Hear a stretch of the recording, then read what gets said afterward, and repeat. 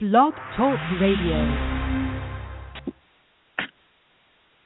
Chiamo Afurakanu, Afuraitkaitnut, Neye, Odwira Medinde, Odwirafo, Kwesi, Nehem, Ptah, Akhan, Aakhuamuman, Amaruka, Atifi, Odwirafo, Odwiraman. Greetings to all Afurakani, Afuraitkaitnut people, meaning Africans, Black people. Today is a special Odwira Day, Odwira. My name is Odwirafo, Kwesi, Nehem, Ptah, Akhan, Odwirafo of the Aakhuamuman Nation in North America. Yet I say we thank you for tuning in to the broadcast. We are opening up the chat room right now. We had a little glitch in the information, so we're reopening up the chat room right now. And it should be opening up. For the individuals who are new to our broadcast, we have 3 broadcasts on a weekly basis.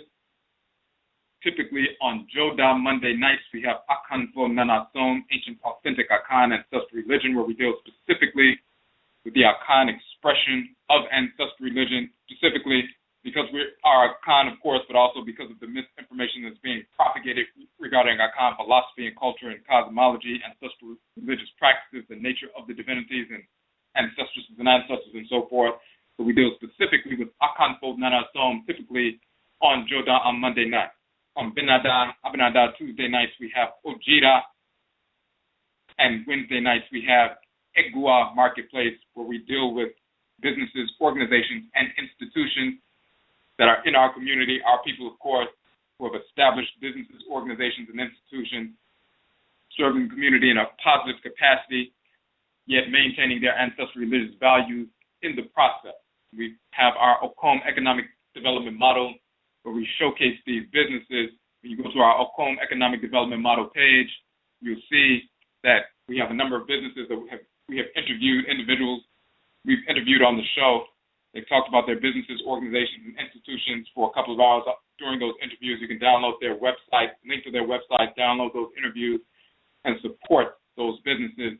And, of course, in the Okom Economic Development Model, we have the process of starving the beast and feeding the pride, where we make an assessment on a weekly basis to determine what funds we would have wasted with the whites in our offspring, and we starve the beast, direct those funds away from the white businesses and direct them directly to the business, organization, or institution of the week.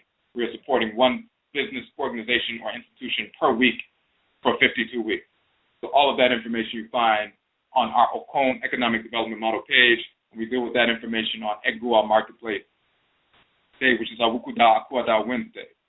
Typically on Abinada Tuesday nights, we have Odwira, and of course, which means purification. Of course, the entire platform, the entire channel is the Odwira channel.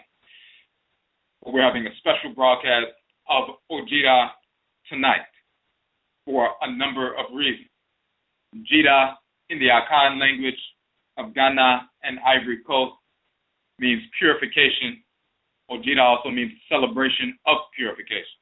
So, for example, the new year amongst many Akhanfo is called Odwira, meaning purification, a celebration of purification. Here in the Western Hemisphere, within Aakhuamuman, Amaruka, Atifi, the Aakhuamuman Nation in North America, we celebrate our Odwira celebration, our New Year celebration. We call it Obrajira, Nananom Som, life purification, ancestral observance, ancestral service, and so forth. That takes place for 7 days every year.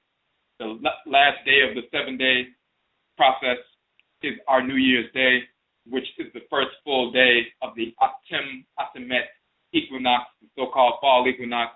And this year that began on September 23rd. So that was the 7th day of our 7-day Obrajira, or New Year's celebration. It was the 7th day of the celebration. It was the first day of our new year of 13,016. So we are in the year 13,016, which began on September 23rd at the Atimet equinox. Of course, we do not track time based on a fictional cartoon character who never existed, Jesus, Yeshua, Isa, and so forth. We deal with the astronomical cycle, Bekesiye, the great year, which is a 26,000-year cycle that can be measured. Of course, we are in the midst of that 26,000-year cycle, hence the beginning of the years with 13,000. So Odwira means purification. In Akhan, it also means a celebration of purification. Of course, that term you will find in the language of ancient Kannat and Kemet, ancient Nubia and Egypt, because our people originated in ancient Kannat, so-called Nubia, migrated west. Some migrated north to settle Kemet. Some migrated further north to settle Kanana, so-called Canaan, also up into Sumer and so forth. Of course, our people, our Akhan people, still have the 7-day week. We carried that into ancient Sumer and continued that practice, and we did a broadcast dealing with that, of course. So, for some of our people migrated west, to the western part of the continent, central and south. Of course, we carried our traditions with us, including our language, ritual practices, communication with the same deities.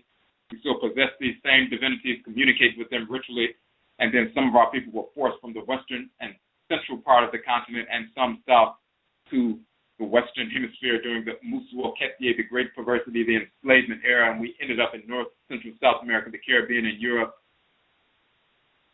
because of that process. Of course, when we embraced our ancestral religious practices, we freed ourselves from enslavement, waged war against the whites and their offspring, empowered by the Abosom, the Orisha, the Bodu, the Ntorotu, and our ancestresses and ancestors, our Akutu, Nananom, Nsamako, Egumbum, Kubito, and so forth, waged war against the whites and their offspring, freed ourselves from enslavement, freed our people, and forced wars against the whites and their offspring, including the Gullah Wars, where we waged war against the whites and their offspring, the United States government for over 50 years, forcing an end to enslavement, forcing the whites and their offspring into the Civil War, forcing the whites and their offspring to accept emancipation and abolition.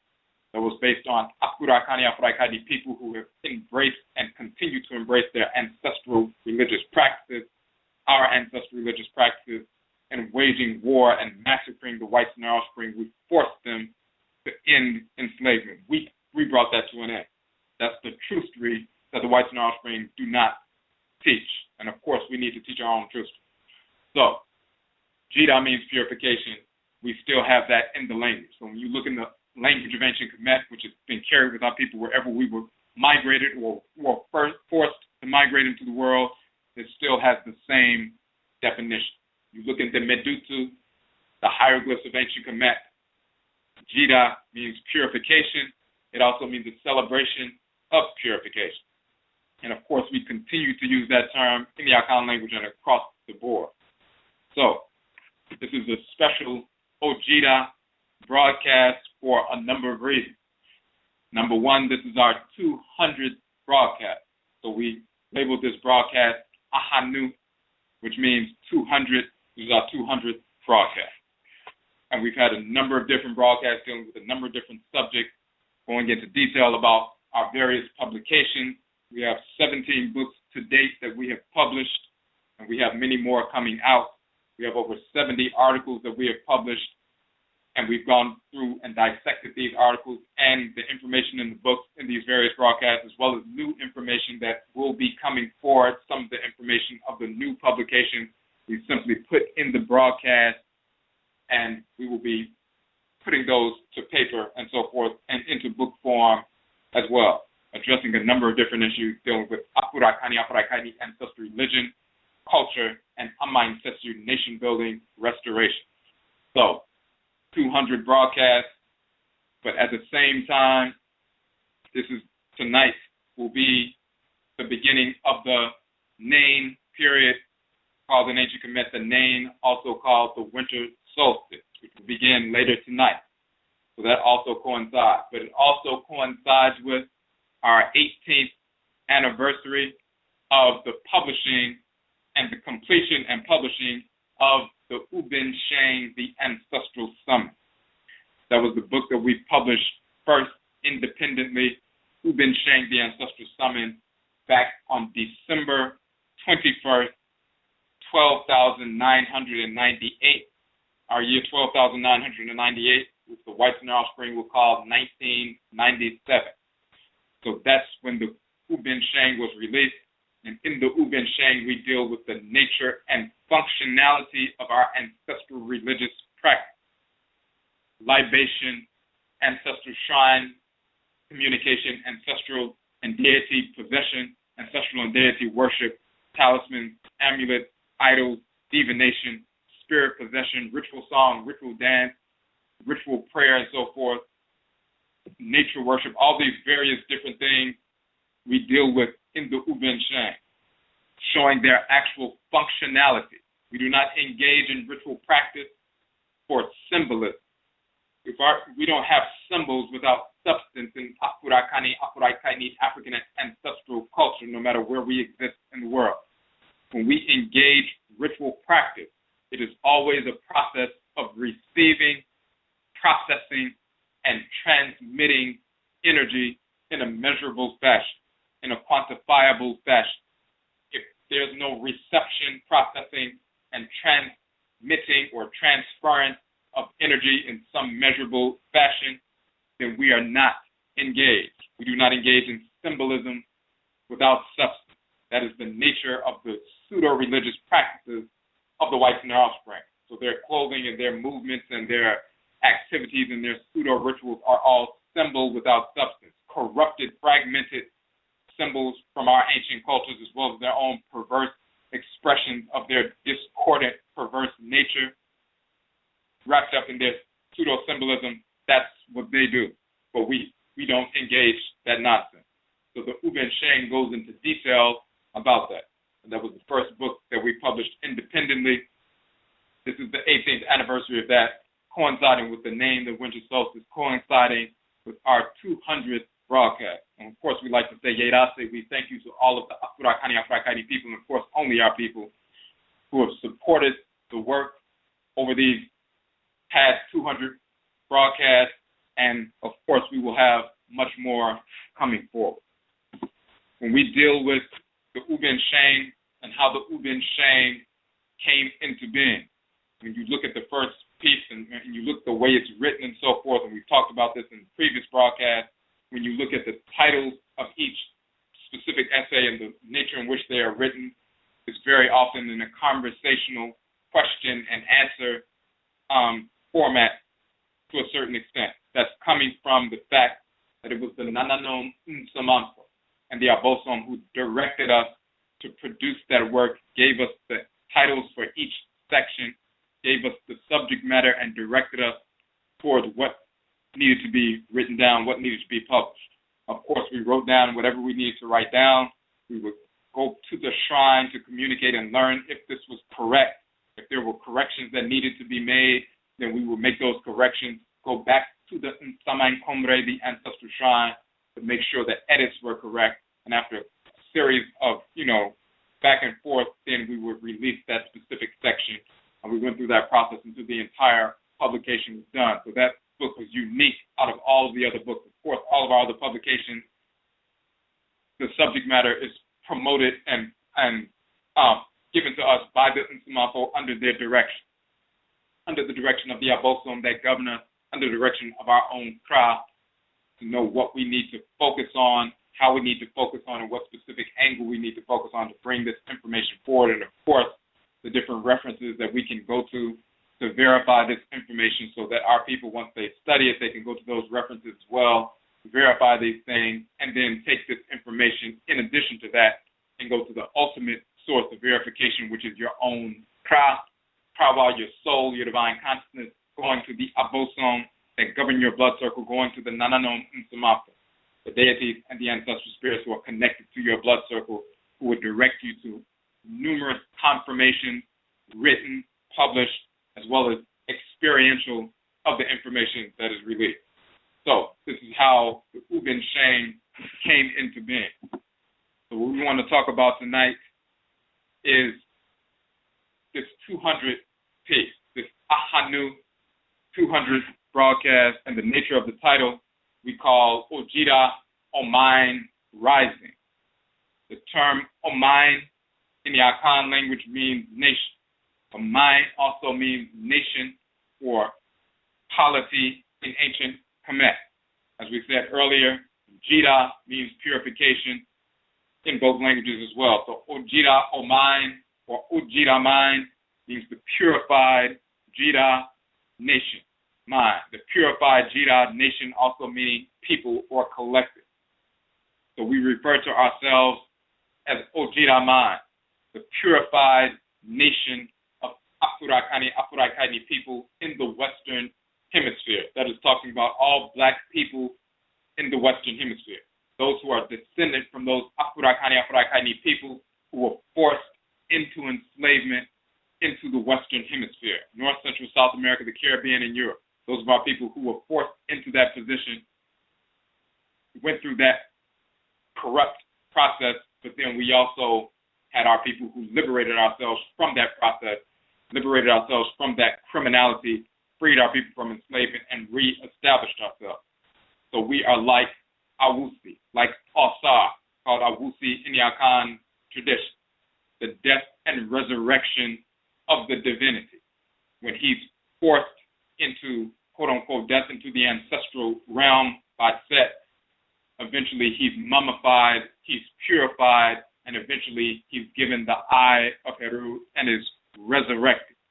He's mummified, purified, and therefore his body, his structure, his constitution is impervious to decay. Just like the mummified shrines, bodies of our people that become shrines in and of themselves in ancient Kemet. Dig them up today and they're still preserved in a pristine fashion, impervious to decay. Once we reconstitute ourselves and we, quote-unquote, mummify ourselves, we become impervious to decay that is surrounding us. We're like Awusi or Asar in the midst of the decay, but we are purified, we are mummified, we are impervious to that decay, and then we embrace the Uchat Heru, or the eye of Heru. We get that insight and we resurrect ourselves within this environment of decay and perversity. But we are pure, we are repelling that diversity or perversity, and we have resurrected. We are Odwiraman, the purified nation, Afurakani, Afuraitkaitnit people in the West. Oman not only means nation, the Mayan also means West or Western Hemisphere, the land of the setting sun in the language of ancient Kemet. So Jira meaning purification, Mayan meaning nation, Mayan meaning people, Mayan meaning West, Western, the land of the setting sun. Of course, that is the proper designation of our nation. Instead of utilizing the term diaspora, which also associates us with a pseudo-mythological story of fictional cartoon characters, Hebrews, who never existed. There were no ancient Hebrews. There was no Abraham, Isaac, Ishmael, and none of those cartoon characters at all, not black or white. And we deal with that in detail in our book, Kuku Tuntum, proving these characters didn't exist, including Jesus and Muhammad and Moses and Allah and Yahweh and Buddha and Brahman and all these various characters. So the term diaspora actually invokes that nonsense. But we are Odwiraman, the purified Jira nation, Oman in the West, Mine, the land of the setting, Aten. This is the place where we, quote-unquote, died, but then resurrected. Of course, we did our publication and a broadcast based on our publication talking about Kam-Ur, Amet, Kore, Al-Sar, Al-Set, and the enslavement and restoration of the Afurakani, Afuraitkaitnit people in Amenti in the West. And we show, just like Al-Sar is called Kam-Ur, or the Great Black One, representative of the nation. When you see Kam-Ur, or the Great Black One, who was killed and then thrown in a coffin by Set and his followers and thrown into the water, you're seeing the Great Black Nation thrown into coffin, wrapped up and thrown into the water by the quote-unquote purported followers of Set. The whites and their offspring, of course, they don't follow the divinity for real. They seek to attach themselves to divinities, but no deity connects with them at all. But they purport to follow a divinity. But you have these purported followers of Set, but they're not real followers of Set. But these purported followers of Set, these desert dwellers and so forth, waging war against our people thousands of years ago, and eventually, finally, a few hundred years ago, some of them catching our people up, throwing us into the quote-unquote coffin, the big coffin, the great black Kam-Ur black nation in the coffin, thrown into the water, and then ending up in the Western Hemisphere. Just as in the story of Al-Sar, Al-Set, and Heru, Set finds the body of Alsar. She unites with him. She conceives and draws his essence from him spiritually. And then she gives birth to Heru in the northern part of Kemet, in the delta, in the marshes, in the swamps, and so forth. When our people escaped from enslavement, when Set was forced out of rulership, and then she was under the imprisonment of Set, and she escaped from that enslavement. And then she escaped into the northern part of Kemet, so-called delta region, in the region of Tamet, or the land of the north. She's in the swamps, in the river, in the swamp areas. She rediscovers or reconnects with the body of Alsar, connects with his spirit connects with her. She conceives and gives birth to Heru, which will grow up, of course, the rightful king. He will eventually wage war against the followers of Set, destroy them along with Heru Behudet, and then reestablish that independent sovereign nation based on Ma'ah and Ma'at. So when she gave birth to Heru in the swamps, this is our people who escaped from the rule of Set, the imprisonment, the enslavement, escaped into the swamp in the north, in the northern region, in the swamps, in the marshes, and so forth. We're talking about the so-called outliers or the Maroons escaping into the swamps and so forth and establishing an independent settlement in the swamps, reconnecting with our brothers and sisters who had, quote-unquote, died on the plantations. We liberated them from the plantations. After we escaped, we would go back armed, kill the whites in our spring, burn down plantations, and liberate our people, reconnect with them, and take them back into the marshes, take them back into the swamps, and so forth. And when we connected with those who had been on the plantations after we had already freed ourselves, reunited, gave birth to children who would grow up to become the revolutionaries and resolutionaries who would wage war and destroy enslavement and the whole institution for good. Those who embrace their ancestrally inherited traditions, religious practices, Hoodoo, the Akhan tradition in North America, Juju, which is the Yoruba tradition in North America, Vodou, which is the Fon and Ebe traditions in North America, Grigri, which is the Bambara tradition in North America, the Gullah Geechee tradition, the Golan Kisi people coming from the regions of Liberia and Sierra Leone and so forth up to date, those regions, the Golan Kisi people becoming the Gullah and Geechee people in the south and so forth, southeast, coastal islands and everything, those individuals bringing their ancestral religious practices, continue those practices. Of course, we published our book, Hoodoo People, Afurakanu, Afuraitkaitnut in North America, Akhan, custodians of Hoodoo from ancient Hoodoo, Undunu land, Kanit, Nubia, showing that the Akhan language, the term Hoodoo means root medicine, root work, and so forth. That is a term from our language, but it goes all the way back to ancient Kemet and Kanit, Nubia, with the same meaning, Hoodoo meaning conjure, meaning root work, and so forth. And we've done a number of broadcasts going into detail about that information. We carry our ancestral religions with us across land masses, across time, and across incarnation, spirit genetic inheritance of culture. You can't lose a culture when you can communicate with your ancestresses and ancestors. It is impossible to say that the culture is lost when you can pour libation, become possessed by, and communicate with the exact same Nsamanfo ancestresses and ancestors who established the culture and perpetuated the culture thousands of years ago and hundreds of years ago, and even their more recent lifetime. But we have never lost the capacity to reconnect with our culture. This is why we focus on transcarnational inheritance, the spirit genetic transmission of culture intergenerationally and transcarnationally through Bebra, through reincarnation. So this is what we deal with when we're talking about Ojida, when we're talking about purification, when we're talking about restoration. We are like Asar and Aset, restoring ourselves, freeing ourselves, purifying ourselves, fortifying ourselves, returning and restoring that insight, that uchak Heru and so forth, that eye of Heru, so that we can see, we have the insight of having lived in this region, lived under the rulership and governance and control socially of our absolute enemies, the whites and their offspring, seeing them for exactly who they are and recognizing they are our absolute enemy. White Europeans, white Asians, white Hindus, white Hispanics, white pseudo-Native Americans, all non-Afurakani, non-Afuraitkaitnit people incarnate as spirits of disorder. When you have that ucha Heru, that eye of Heru, you can see beyond the nonsense that they teach, the pseudo-science that they teach, the pseudo-anthropology they teach, the pseudo-psychology that they teach.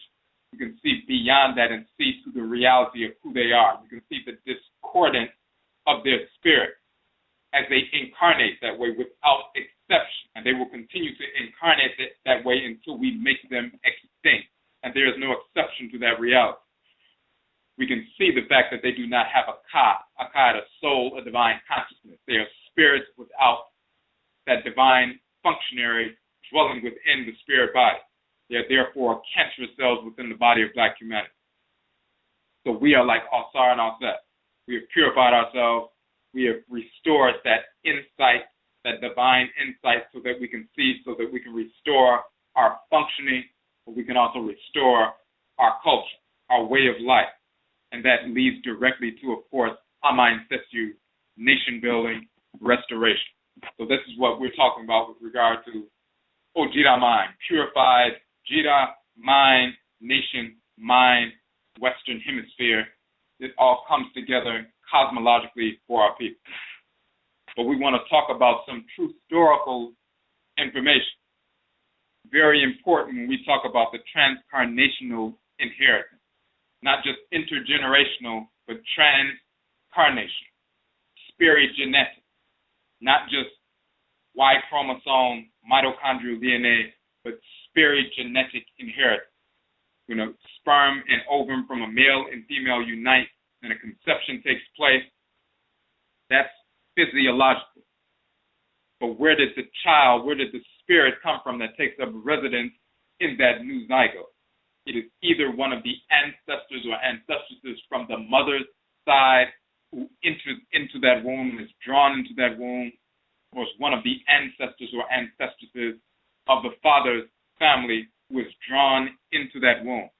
So now, yes, you have a physical vessel, but you have a spirit that enters that physical genetic. We need to understand the provenance of that spirit, what side of the family it came from, which clan it came from, and what that function, the function of that spirit is. And our culture, of course, fully defines that. So when we talk about that spirit-genetic inheritance, when we talk about that provenance of the spirit, and we talk about transcarnational inheritance instead of just intergenerational inheritance, we're talking about culture. When we talk about our ancestral religious practices never being lost, we not only mean that, yes, you can communicate with the ancestresses and ancestors and learn directly from them. You can be, when we communicate and we become possessed by them in North America, the ancestresses and ancestors communicate with us. Your mother, grandmother, great-grandmother, great-grandfather makes their transition. You, as well as your children, can see their spirit and still communicate with them, not only in dreams, but also see them walking around in the house. They come to you at specific times. When people are engaged in divinatory practices, they do so as well. So some people are clairvoyant. They can see their ancestresses and ancestors, children and adults. Some people are clairaudience. They can hear them. Some people become possessed by them. We're becoming possessed by them on plantations, outside of plantations when we had secret gathering, ritual practices, and the Nsamanfo, the ancestresses and ancestors were possessed, even when some of us were forced into certain churches. Many of us going into those churches only because that was the only space that the whites and our offspring would allow us to gather together as a collective. So covertly, some of our people would go into those buildings, but they were planning insurrections just like Okumpo Kwabenna, Denmark, VC, and those who collaborated with them. Some of our people going into those churches being possessed by ancestresses and ancestors through spirit possession in those areas as well. Of course, that continues today. Those who are being possessed by spiritually cultivated ancestresses and ancestors, those lead them out of those church buildings and let them know that Christianity is foolish pseudo-religion. Then, of course, you have some people being possessed by their discarnate relatives who are not spiritually cultivated, staying in those positions, no different than if you communicated with a relative who was an alcoholic, who gave you bad advice all of his life. He dies, his spirit is still hanging around. That is not the kind of ancestral spirit you would ask for advice from on life matters dealing with spirituality and realigning yourself with divine order. However, if you don't pay attention, if you're not astute, then you engage in ritual practice, and then you evoke that particular ancestral spirit, and he comes through and possesses at a church and so forth, and says, oh, it's no problem, you can still connect here, you can still, meet up here and worship here, quote unquote, because this was a misguided individual as well. We know the difference. We have that restoration of our sight, our insight, our NHOMA from the Ucha Heru, having been resurrected and purified in the Oman, in the Western Hemisphere. So we can see beyond. We can see the differences between the discarnate, wayward spirit we call Nsamanfo Bani, disordered spirits, and Nsamanfo Pa, good ancestral spirits, as well as Nananom Nsamanfo, spiritually cultivated ancestresses and ancestors who were honorable elders and elderesses when they were alive, who had mastered life as part of our clan and have the capacity and responsibility given to them by Nyamewa, Nyame, the great mother, great father, to direct us in the course of our lives. Those kinds of spiritually cultivated elders and elderesses, Nananom, who become Nananom and Samafo, you get advice from them. And when they possess, if you find yourself, if you were directed to go to a church by your parents or people in your community, when those kinds of Nsamafo possess you because they're connected to you wherever you go, they will lead you out of that church and never to come back. But the key is our people still engage spirit possession. Learn directly from the Nsamafo. Spirit possession learned directly from the Abosom, the forces in nature, the spirits that animate the sun, moon, earth, mother, rivers, oceans, atmosphere, and so forth that empower us. It's like the sun empowers us, and we're totally dependent on the sun. If there was no sunlight, our bodies would not work, of course.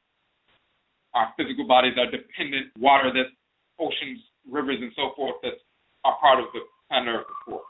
We're totally dependent on that. If we do not have that, we will not survive.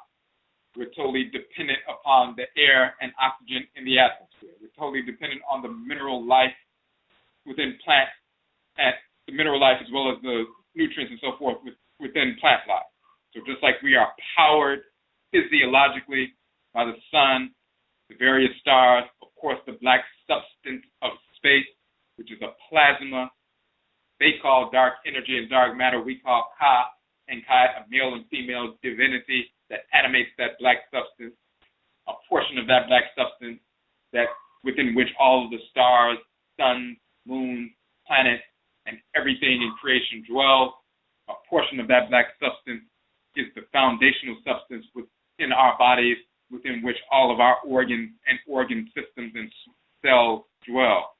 And that, of course, is our abatum, our so-called melanin. Just like we have that black substance within which everything dwells within us, the black substance of space contains all things in creation as well, within the great divine body of the Supreme Being.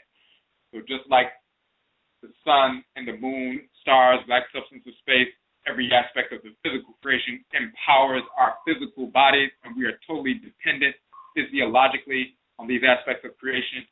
The spirit that animates the sun, the stars, the planets, the oceans, the rivers, the atmosphere, thunder, lightning, black substance of space, and so forth. These are the Abosom, the Orisha, the Vodou.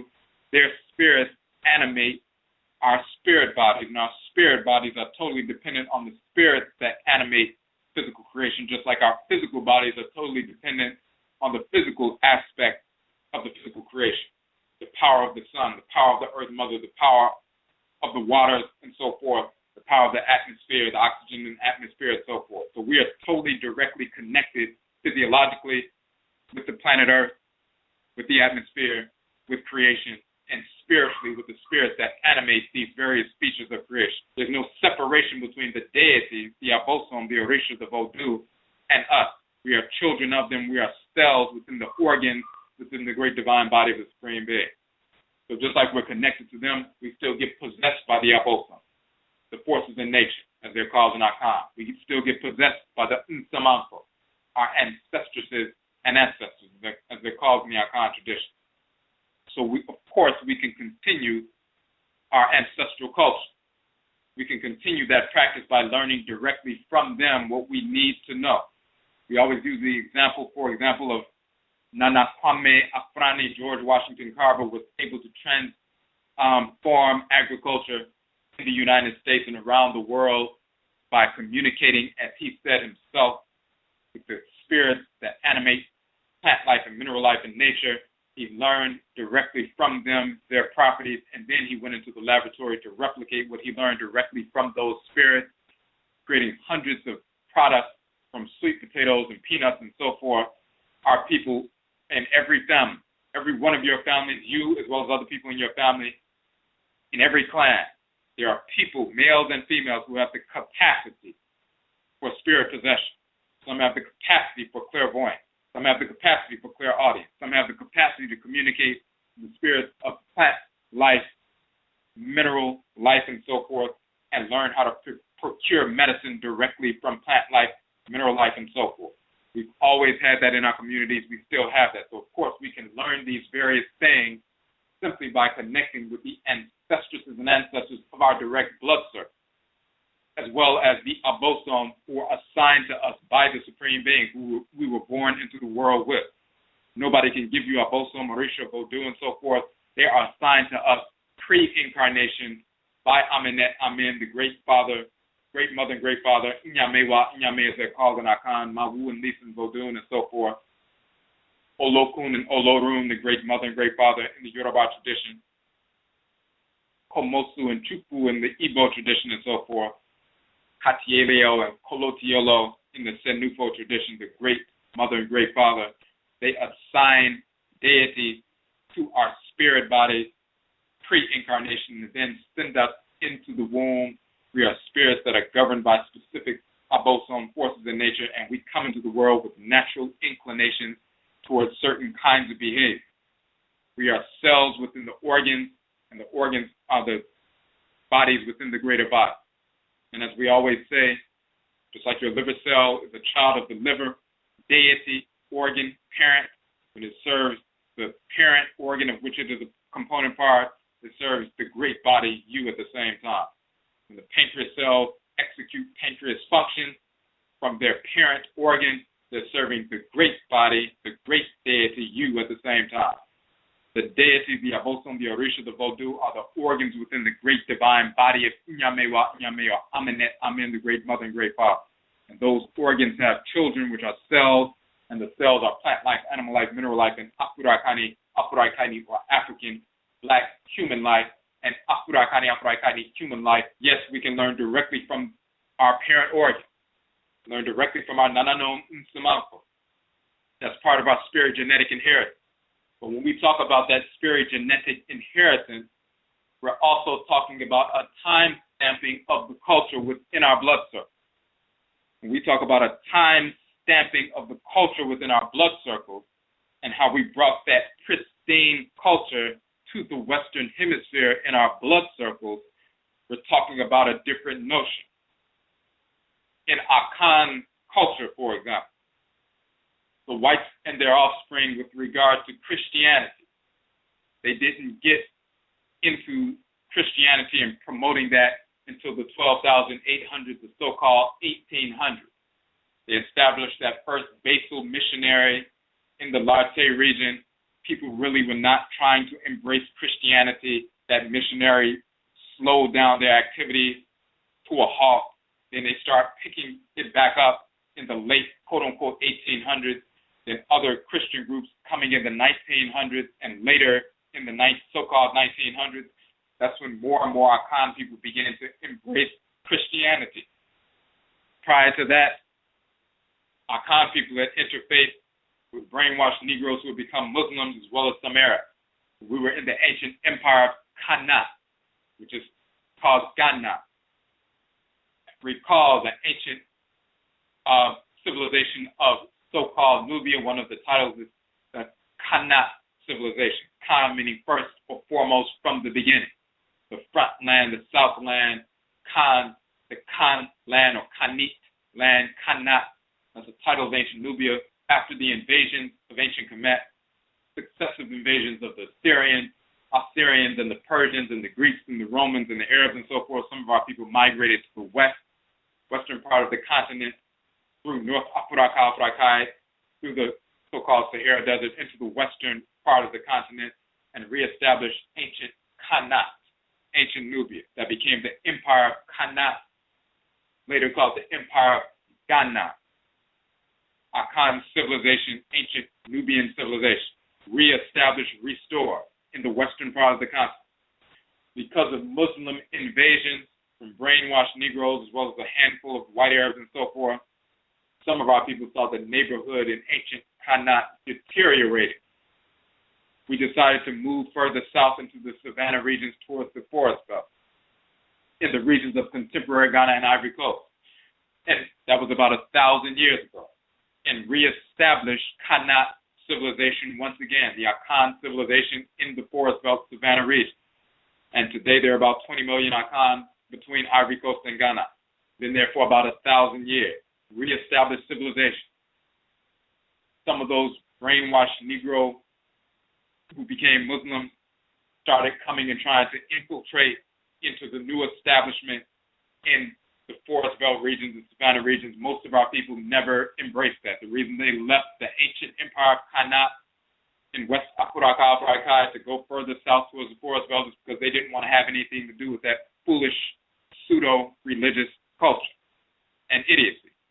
So they saw some of our people were falling into that nonsense, just like some of our people you see falling into drug addiction. You see a neighborhood ravaged by drug addiction and people are addicted to crack cocaine and heroin and everything else. Some people will stay and try to do something to help the people get off these addictions. Then some of our people will say the neighborhood is so deteriorated, there's so much crime, so much violence and so forth, they move away and reestablish themselves in a new neighborhood. Some of our people saw how degenerate the culture had become in the Empire of Ghana, and so we moved south. Some of the Dogon people, for example, some of the Mindi-speaking people moved up into the Bandiagara cliffs to get away from that perversity and deterioration, that degeneration manifests through that pseudo-religion of Islam, Mohammedanism, and so forth, because they didn't want to have anything to do with that nonsense. Some of our people moved further south and reestablished Akhan civilization in the forest belt, so in the savanna region. So we had interfaced with the pseudo-religion of Islam, but we did not embrace it. Been interfacing with it for over 1,000 years, did not embrace it. Hundreds of years later, the whites and their offspring Europeans come into the region of Ghana around 12,472, 1472, eventually build a fort. They were allowed to build a fort on the coast of what is today's Ghana and so forth. Of course, they were trying to push that Christian nonsense on our people in the so-called 1400s, late 1400s. Our people did not embrace that. They tried that in the 1500s, 1600s, 1700s, 1800s. Our people did not embrace that. They tried that all over the continent, of course, but our people were not embracing that. They were there for hundreds of years. Our people were interfacing with them for hundreds of years. But number one, they were not in control. It's a myth that the whites and our offspring just rolled up into the continent, beat our people up, and snatched us up and enslaved us. That never happened. Whites and offspring attempted that, but they were crushed militarily on a regular basis. It was only when our people were involved in civil war, where we were fighting one another, that the whites and offspring would try to attack from the outside, and those who were in the civil war, us fighting against one another, the ones who were losing the civil war would come to the white external side and try to ally with them to attack their own people, because they were losing in that part of the Civil War. That's what happened in Asante and a number of other places. The whites and offspring were not in control of any part of West Afuraitkaitnut or Central South for the entire period of before enslavement, during enslavement, they did not take over control until the late 1800s. Of course, the Berlin Conference, 1884, 1885, when they're carving up the continent, that happened after enslavement. During the whole period of enslavement, the whites and offspring were not in control. That's key. Also, during the so-called 16th and 19th centuries, the prisoners of war and convicted felons were being enslaved by the whites and offspring when they would capture our people after our people are in a civil war, and they will purchase those captives from the people. Some of our people, you engage in the civil war, somebody invades your village from the other side, from another Afurakani ethnic group, or the same ethnic group, but you are in a civil war like they were in the Asante nation. One group of Asantes fighting the other group of Asantes. When you capture somebody, one of the opposition Asante people who invaded your village and burned down your homes and so forth, and you capture them, you can either kill them or imprison them. The new option existed when the whites and offspring said, hey, no, the person who just invaded your village and burned down your house and killed some of your family members, instead of you imprisoning him, why don't you sell him to us? And then we'll give you arms and things like that. Some of our people went for that. In the same fashion, somebody could do the same thing today. Somebody who's in a gang or a criminal can come into your house and shoot up your house and kill members of your family. If you capture them, you can kill them. But then if a cracker came in and said, wait, before you kill this criminal, before we send him to jail, why don't you just turn him over to us? We'll give you $700,000 if you turn this criminal over to us. Some of our people would take the $700,000 and turn the person who's the criminal who just broke into their house and turn them over to the cracker, because we know the cracker would torture them to death and we would receive $700,000. The more forward-thinking people would simply kill the cracker and the criminal, and that'll be it, because they know that any deal that the cracker was trying to make will be against the best interests of our people. But some of our people felt we were so invincible because we had never been ruled by the whites and their offspring ever. They couldn't even conceive of being ruled by the whites and their offspring. They were part of a civilization that had been around in the forest belt for the past 700 years. Never seen a white person rule anybody. They couldn't even conceive that white people could rule black people. So when they interfaced with them, they saw them as inferior, ourselves as superior. So in any interaction, they were like, this couldn't possibly harm us. We are the mighty Asante nation, the mighty Fanti nation, and so forth. So some of our people, immature, would go in that direction. So these are the different dynamics that were taking place. But during that same process, 16th to the 19th century, some of our people captured and forced into the Western Hemisphere during enslavement. During the 16th and 19th century, the same period, there was the Barbary Coast slave trade. Black individuals who were brainwashed into Islam, who would become Moors, known as Moors. Of course, Moor means dead. We did our book on that, proving that irrefutably. Becoming Muslims, along with white Arabs, were enslaving white Christians from Europe throughout the Mediterranean and North Afuraitkaitnut for 300 plus years. During the 16th and 19th century, the exact same time that our people were being forced into the Western Hemisphere, millions of our people and enslaved by the whites and their offspring here. During the exact same period, black Muslims as well as Arab Muslims were enslaving white Christians, millions of them, throughout the Mediterranean during the Barbary Coast slave trade. So when they say that Jesus was the reason why we were enslaved because we didn't follow the fake character Jesus, fake character didn't save those millions of Europeans who were being enslaved for hundreds of years during the exact same period. We did a broadcast on that. So when we're talking about this trucery, and when some of our people were snatched up and so forth, we're talking about the way the dynamics of trucery took place, we need to understand certain things. The whites and their offspring were not in control. We've established that, and we need to constantly remind our people that they were not in control of the continent for the past 400 years or 500 years and so forth. But they began to try to force Christianity on our people. Many of our people did not embrace that. In the Akhan regions, they tried to force Islam on our people. We did not embrace that. It's been around for 1,000 years. We never got involved in it. Still today, the vast majority of Akhan people never embraced Islam. Christianity Christianity. The whites in our spring tried to force that on Akhan people, for example, 1400s and upward. 500 years later was then when some of our people began to move in that direction for a number of decades into the 1900s. But then some of our people have begun to reject that nonsense. The same is true when you look in the Yoruba tradition and the Yoruba area. One of the largest groups forced in North, Central, South America and the Caribbean, the Yoruba people. They're one of the largest groups in West Afuraitkaitnut, just like the Akhan is a large group, 20 plus million. The Yoruba, 25 to 30 million in these regions. They're like the largest group from which people were snatched up from that part of the continent, taken into enslavement. The Akhan was one of the large groups. The people of the Congo, one of the large groups. The Mindi-speaking people, the Igbo people, Fon and Ebe people. So these major groups are the large groups from which many of our people, the vast majority of our people, were taken. You look at Yoruba true history, you see Islam, for example, did not get there. They didn't start building mosques until the so-called 16th century and into the 17th century, but it didn't take over until the 1800s. Over some people beginning these conversions into Islam. Same thing with Christianity. It was late in the game that Christianity comes to the Yoruba tradition. It's late, Yoruba people, it's late in the game when Christianity comes to Igbo-speaking people. A little bit earlier, you have Islam coming, and when you talk about Islam and Christianity, you're also talking about, the pseudo-Judaism and so forth.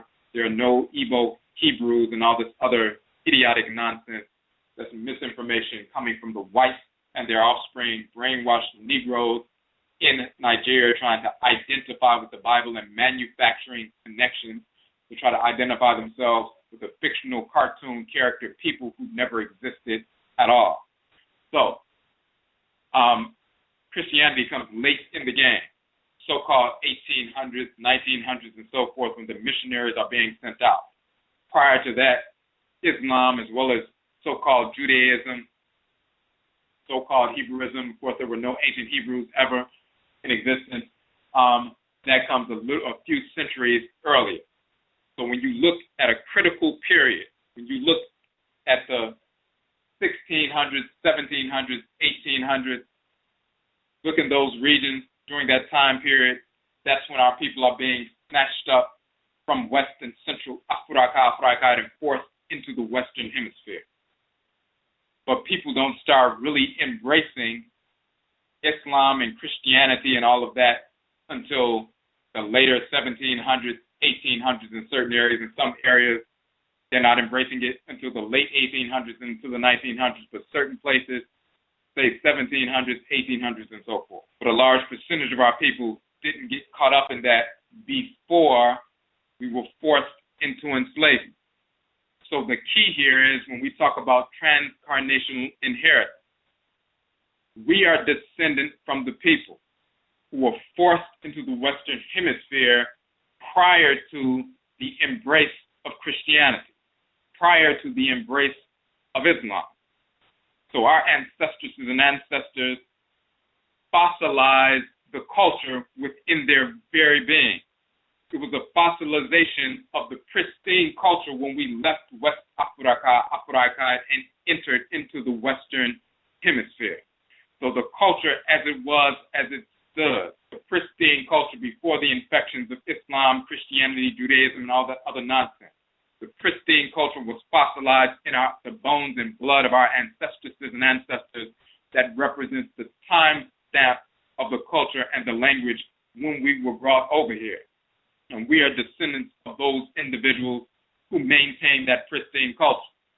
After we left the continent, those who were still on the continent, they became inundated with Christianity and Islam and other just white culture in general over the next few decades and then into the century. So some of those individuals began to incorporate the biblical nonsense, the Quranic nonsense into their practice of ancestral religion. It becomes cloaked in their representation of ancestral religion. So you go into Nigeria, for example, you see Babalaos and you see them wearing their quote-unquote traditional dress, the agbada, which they will call a bubu or buba or bubu and so forth, and willoff and so forth, robes and so forth, and they sit there with their divinatory instruments, and you say, oh, well, look at that traditional dress. In reality, that agbada, that quote-unquote bubu or traditional dress, that is Islamic clothing. That is not the traditional dress of the Yoruba people. That was influenced from the Hausa people and other Muslims who invaded that region and forced Islam into that region. And of course, you'll see Muslims wearing these long robes. Of course, people living in the forest belt are not wearing long, thick robes in the hot, humid forest belt. You see those thick robes and those turbans and everything else, people coming from desert regions. They're protecting themselves from the elements, from the hot, burning sun and so forth. So they're wearing turbans, they're wearing the long robes and everything else. So when the culture began to be invaded, you see that showing up in the dress. You'll see that same thing showing up in the dress amongst the Akhan people. Sometimes you see people wearing the batakari, the quote-unquote northerners dress, and the hat falling to the side. That is traditional Muslim dress of the north. Some people see that batakari, that so-called smock that people wear in Ghana. Sometimes it's striped and so forth. Sometimes they'll have an adinkra symbol or some other kind of symbol. And people say, hey, I just went and got some traditional Ghanaian clothes. What you got was clothing that's been influenced by a foreign fake religion, incorporated in the culture and being presented as traditional clothing, which it is not. When you look at Agbada in the Yoruba tradition, you're looking at Muslim corruption, corrupting Yoruba culture, and now they're wearing Muslim dress, promoting it as though it's traditional dress, which it is not. And you'll find that wherever our people are, they were infected with white culture. You'll also find them infecting the Odwirafa, or you look in different divinatory systems where people are practicing in different parts of West Africa, Central, South, and they've incorporated Bible verses or incorporated, myths from the Bible, myths from the Quran, try to incorporate Muhammad into their blood lineage. All of a sudden, they're directly descended from the fictional cartoon character prophet who never existed.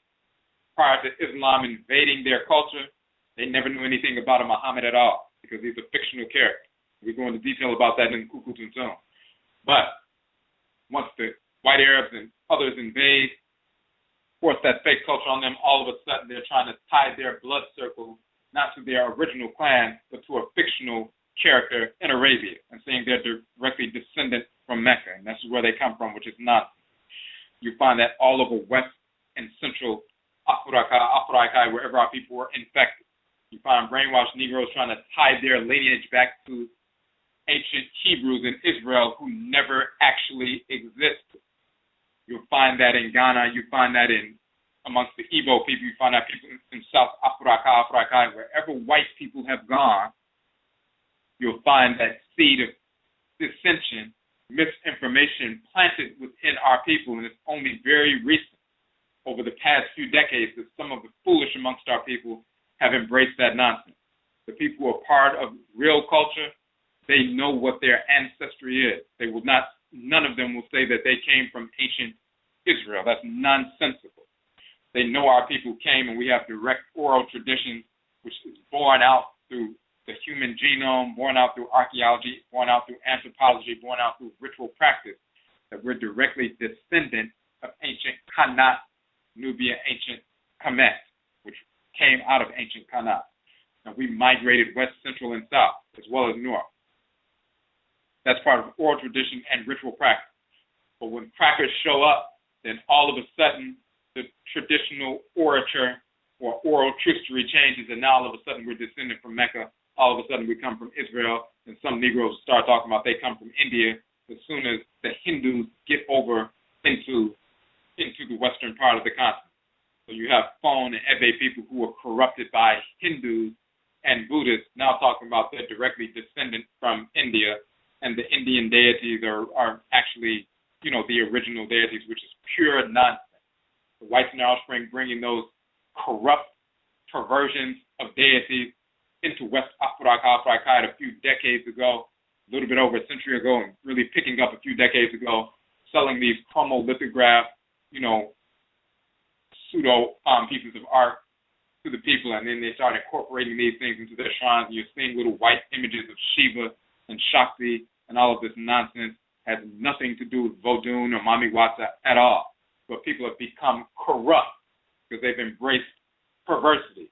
It's like some of the cells in your body becoming cancerous at any given time, one out of every 100,000, and becoming disfigured and beginning to seek to consume and destroy the other cells. Corruption takes place. These corruptions become woven into the fabric of the presentation of the culture. The Abosom, the Orisha, the Vodou have never accepted these corruptions. They hate these corruptions. They repel. The Nananom Unsamanfo, the Egungun, the Kuvito have never accepted these corruptions. They hate them and repel them. Some of these people have incorporated these corruptions on the continent. And then if you go and connect with some of them, or they connect with you and they present the culture, it appears on the surface to be tradition.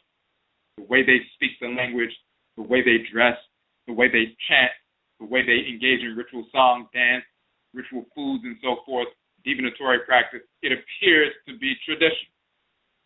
But then when you look deeper with the insight that was given to us by our Nsamanfo, that Uchat Heru, after our resurrection, restoration, reestablishment, reconstitution, then you see beyond the surface and see the corruption there. But the key is we brought the culture within our blood circle. The culture when we left the continent, it was a pristine culture, and it was fossilized in the bones of our people. And that fossilization of the culture is what we transmit today. So when we communicate directly with our blood ancestresses and ancestors who were forced into this hemisphere, we connect with them. We connect with the original pristine culture pre-corruption. And this is why Afurakani, Afuraitkaitnit people in North America, in South Central America, in the Caribbean, Europe, people who are of Odwiraman, Odwiramanfo, or Odwiramanu, people in the Western Hemisphere who begin to reconnect with their Nananom Nsamanfo, their spiritually cultivated ancestresses and ancestors of their direct blood circles, our spirit genetic inheritance manifests. We go back to what is the tradition that we brought here? What is the pristine Akhan tradition we brought with us when we got here? And when we ask them about that, then they show us not only Nyame, the Great Father, they show us Nyamewa, and then they verify it for us. They show us Nyankumpon and Nyankunton, the creator and creatress who are grandchildren of the Supreme Being. They show that Odumankoma and Obuade and Tredriampong are not simply names of a fake monotheistic Akhan deity. They show that monotheism has nothing to do with Akhan culture or any Afurakani, Afuraitkaitnit culture, because that's inferior, idiotic, pseudo-cosmology. Only a fool would embrace the foolish notion of monotheism. The whites and offspring came up with that foolish concept because, number one, they cannot communicate with the Supreme Being. So they don't want us to communicate with the Great Mother and Great Father or the dead. So they try to encapsulate the Supreme Being into one male divinity and make themselves the representative of that one male invisible divinity, and therefore we must follow the invisible one male homosexual divinity through their representatives, through its representative, which is them. That's purely political. In reality, we can communicate directly with Nyamewa and Nyame, Amenet and Amen, Mawu and Lisa, and we are directly guided by them. So we know who they are. The whites and offspring are incapable of communicating with the Supreme Being, with the deities, with the ancestral spirit. So, of course, they create that nonsense. But those who become corrupt on the continent, they begin to promote this foolish idea that Nyame is the monotheistic Akhan god. Olodumare is the monotheistic Yoruba divinity. Chukwu is the monotheistic Igbo divinity. All of that is 100% false. You'll see those continental academics promoting that idiocy, But then you will also see the pseudo-traditionalists promoting that idiocy. Why? Because they were infected by Islam. They were infected by Christianity. They were infected by Judaism, infected by Hinduism, infected by Buddhism, infected by white culture in general. So they began to present or represent or represent a perverse culture to us. But when we go back to our ancestresses and ancestors who were brought over here, who fossilized the true culture within their bones and blood and connect with them, they show us the divine balance of male and female. They show us the divine balance in our traditional cultures here as well as our ancient ancestral culture of Enchikamet. So we can see it's not just Amen, but there's also Amenet, and they make us look for them and find. We can see Ma'at, but we see the divinity Ma'ar. We see Ra, but we connect with Ra'et because these deities communicate directly with us. We find the balance in all of these things because we're directly connecting with those ancestresses and ancestors who fossilized the culture. This is why we are able to gain insight and restore an authentic expression of ancestral religion here in the Western Hemisphere. We are not dependent at all of anybody outside of our blood circle, whether it's on the continent or in the Caribbean, South America, wherever it is. We're not dependent on anybody outside of our blood circle to reestablish our ancestral culture. They cannot legitimize our ancestral religious practice. Only Nyamewa, Nyame, Mawu, and Lisa, Olokun, Olorun, Komosu, Chukwu legitimizes our ancestral religious practice because they assign abosom to us pre-incarnation. They assign specific ancestresses and ancestors of our blood circles to guide us pre-incarnation. They assigned them to us. So when we came into the womb, they were already assigned to us. When we were born into the world, they were already assigned to us. And those specific ancestresses and ancestors from here, who first arrived here, who came here with the pure culture and maintained that. When we connect with them, we reconnect with a legitimate culture. We are legitimized through our ancestresses and ancestors, our divinatory practices that they reintroduced to us here in the Western Hemisphere. In our Akhan culture, when we use the water, the so-called seashells for divination to connect with the abosom, the forces of nature, and the Nsamapa. When we use possum bones to communicate through divinatory practice in hoodoo, the abosom, and nananom Nsamapa, that is a direct dispensation of energy, power, and influence and guidance from our pristine Nsamapa, nananom Nsamapa, who brought that pristine culture here, that same culture that we incorporated, restored within ourselves, and used to empower ourselves to bring it into enslavement. And that same culture that once we reincorporate today as we are doing, we will use to empower ourselves to free ourselves permanently from the whites in our spring and bring it in to their rule and them totally. A mindset nation building restoration.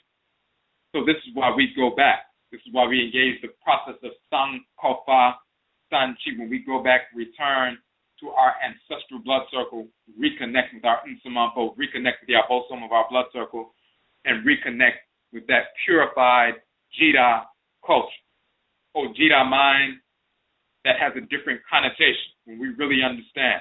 When we talk about Jida and purification, we're talking about that restoration. We're talking about Asar and Aset, Awusi and Atwa, when they were forced out, one being killed, one being forced out, imprisoned, enslaved, but then they reconnect and restore culture, restore order, purify. When you look at this time of the year, it's directly related to that entire process. The resurrection of the Jed pillar, the so-called Jed pillar, dead pillar, and so forth. It can be spelled Jed, like Jed, Jedu, the Jed pillar, but the resurrected, also the dead pillar, dat pillar, and so forth. So dead, dat, Jed is all related. That Jed pillar representing the backbone of Al-Sar. When you look at your vertebrae and you see the vertebrae on top of the backbone, when you look at the Jed pillar, you're looking at that backbone. So you have that backbone that resurrects. When you stand up, when you rise up, that's similar to that Jed pillar being resurrected.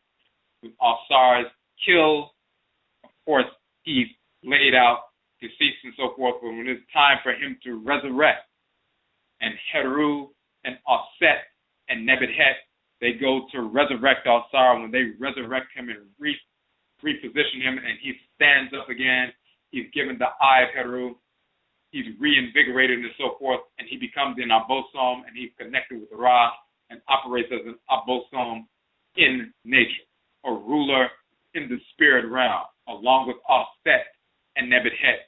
Well, Heru governs, as well as Heru, the administration of the physical world and so forth, reigning the core of earth and so forth, as well as the atmosphere. So when you talk about Asar being resurrected, that Jed pillar resurrecting, the Jed pillar resurrects, the dead resurrect, dead pillar, the dad or dad, father is resurrected. All of that is connected. When you see the Jed pillar being resurrected, for example, we showed the image of the resurrection of the Jed pillar, the ceremony in the temple of Abju, so-called Abydos, the temple of Seti in Abju. You see different scenes where the pillar is being raised up into position.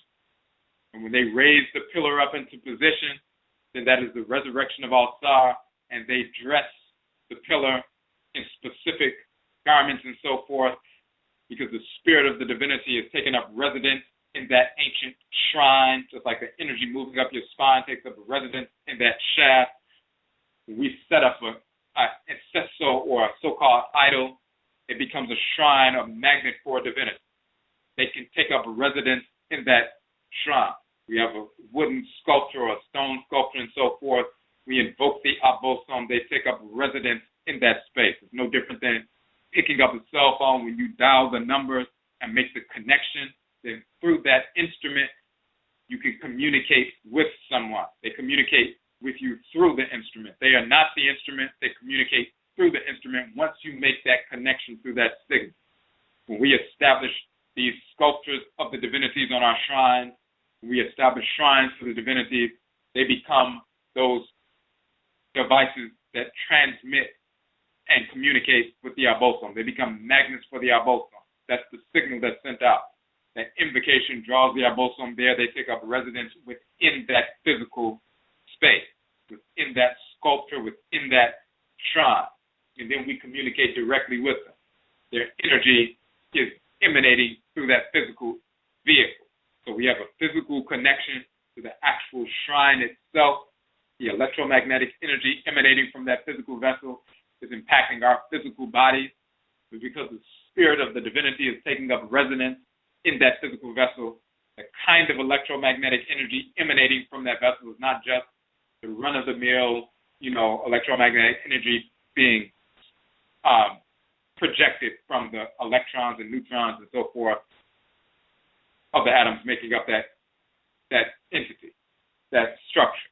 Because the deity is taking up residence there, it's no different than spirit possession. When a spirit possesses someone during one of our rituals, people communicate with the deity that's operating through the physical vehicle of the person.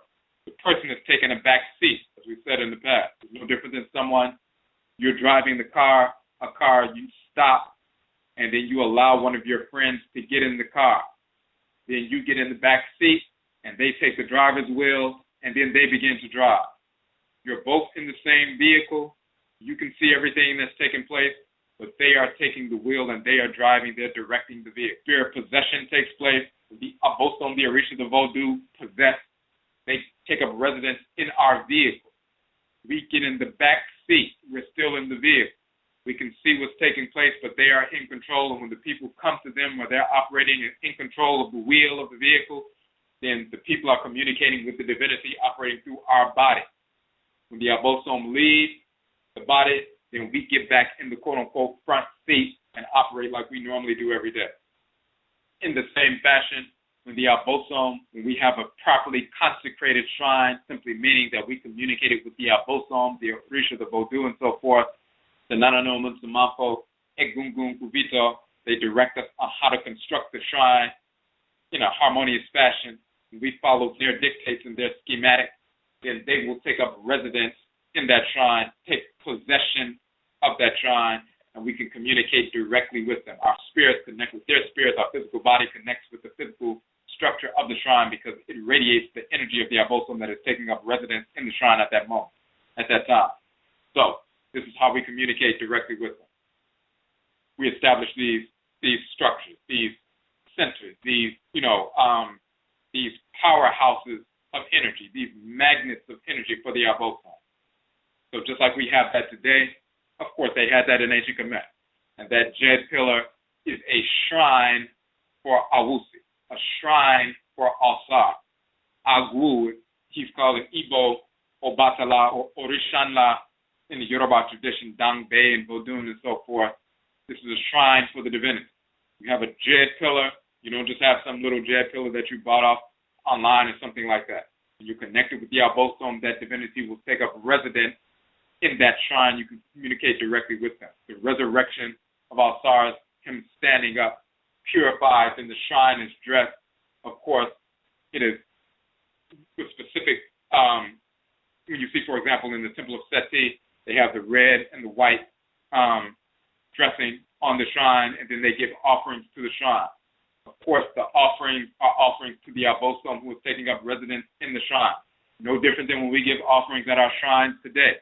We give food offerings to the abosom, food offerings to the Insamanko, just like your physical body feeds off of the physical aspects of the food. The spiritual energy emanating from that entity is what provokes the energy of the abosom. Very similar to, you can eat some food, and of course that stimulates your physiological processes and everything else.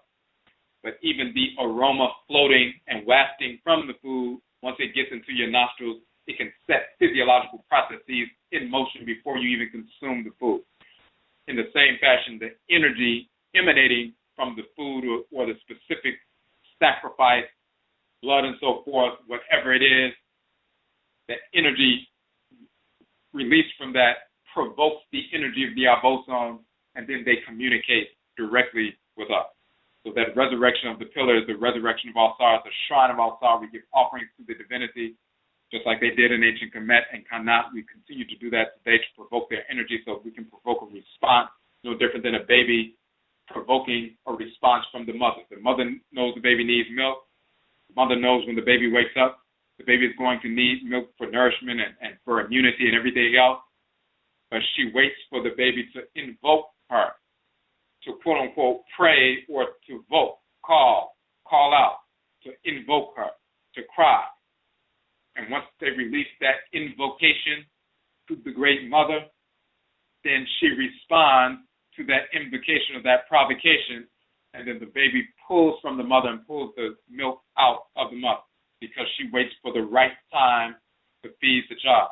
In the same fashion, we provoke through ritual prayer, ritual song, ritual dance, releasing that energy through these ritual practices to provoke the energy of Nyamewa, Nyame, the Abosom, the Nananom, and Samafo.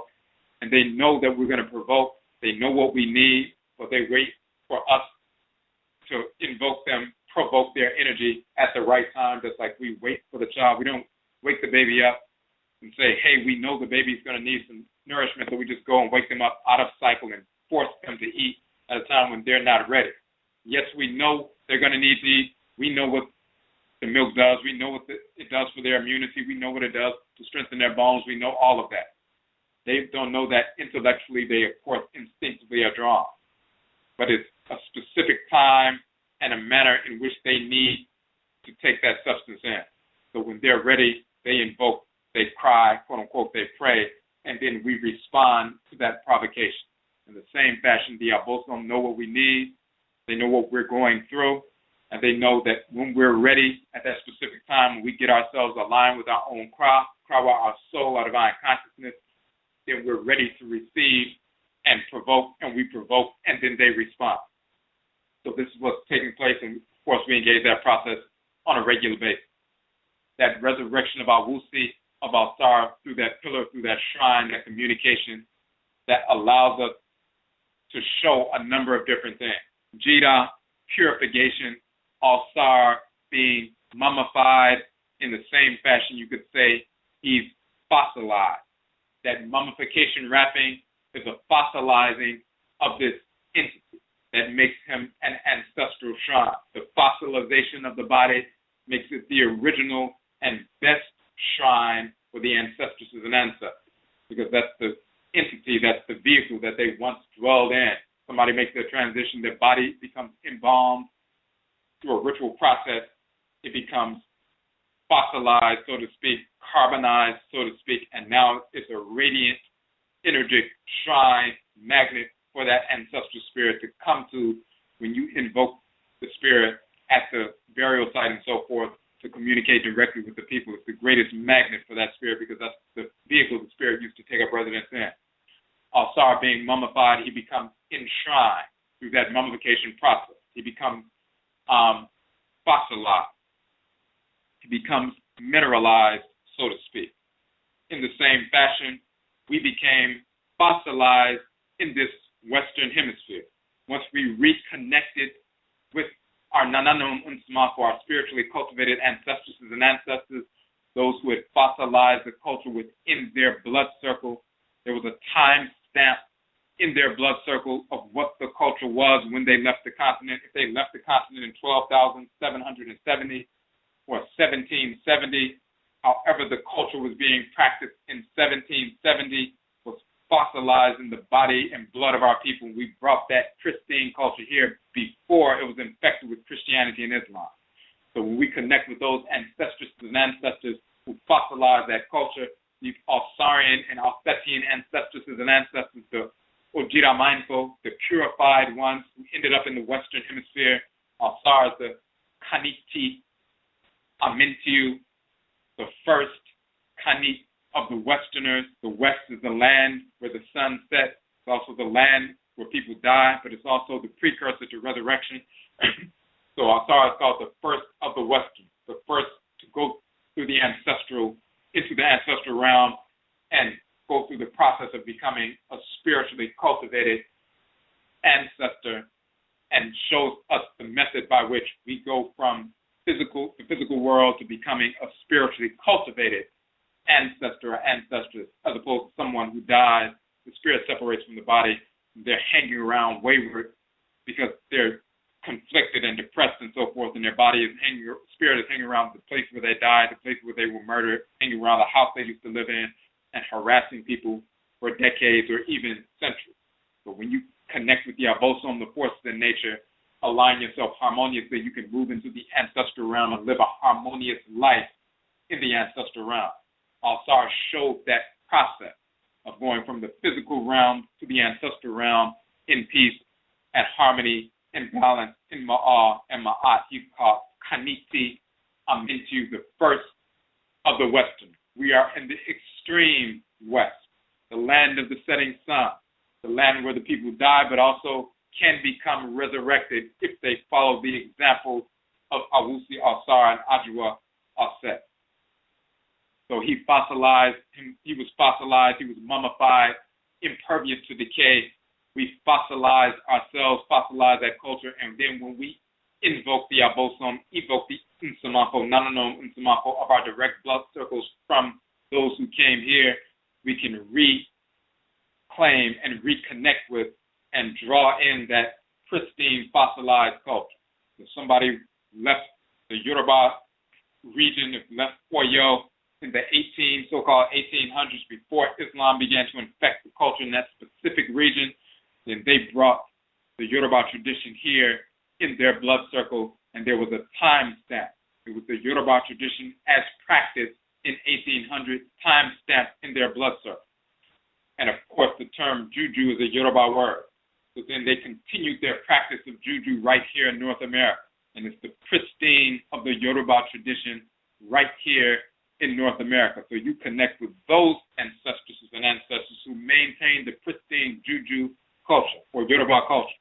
People who are Fon and Ebe and Mina reconnect with those Fon, Ebe and Mina ancestresses and ancestors who had fossilized the pure and pristine Vodun tradition in their blood circles when they got to North America and have been practicing that tradition for the past 200 to 300 years on these shores.